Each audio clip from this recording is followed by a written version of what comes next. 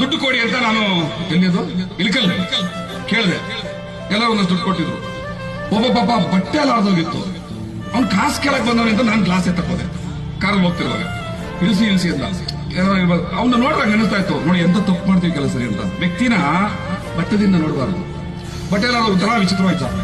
ಹತ್ರ ಬಂದು ಪಬ್ಲಿಕ್ ಅಲ್ಲಿ ಕೊಡೋದಕ್ಕೆ ಅವನಿಗೆ ಏನ್ ಇಂಜನ್ಗೆ ಆಯ್ತು ಗೊತ್ತಿಲ್ಲ. ಕಾರ್ ಹತ್ರ ಬಂದ್ಬಿಟ್ಟು ಕಾರ್ ಕೈ ಒಳಗಡೆ ಹಿಂಗ್ ಕೈ ಇಟ್ಟ. ನಾನು ಯಾಕೆ ಕೈ ಒಳಗಡೆ ಇರ್ತಾರೆ ಇಟ್ಬಿಟ್ಟು ನನ್ನ ಕೈ ಹಿಡಿದ್ಬಿಟ್ಟು ಹಿಂಗ್ ಮಾಡಿ ತೋರಿಸ್ಬೇಕು ಮುಚ್ಚಿಟ್ಕಡೆ ಅಂತ ಹೋದ್ನಲ್ಲಿ ನೋಡಿ ತೆಗೆದು ನೋಡ್ತೀನಿ. 1,000 ರೂಪಾಯಿ.